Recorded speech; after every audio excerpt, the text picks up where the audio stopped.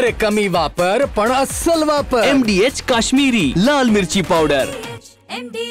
सिंधुदुर्गामध्ये नागपूर ते पात्रादेवी या शक्तीपीठ महामार्गाला सिंधुदुर्गवासियांचा विरोध होताना देखील पाहायला मिळतोय।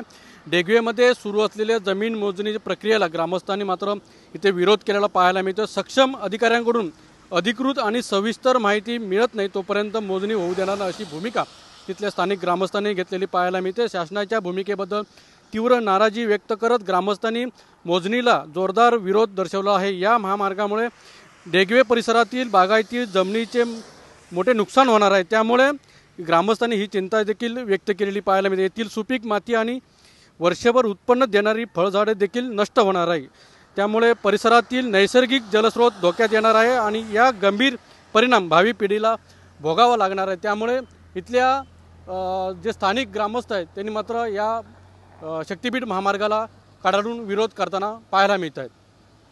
अनंत पातळे, TV9 मराठी, सिंधुदुर्ग।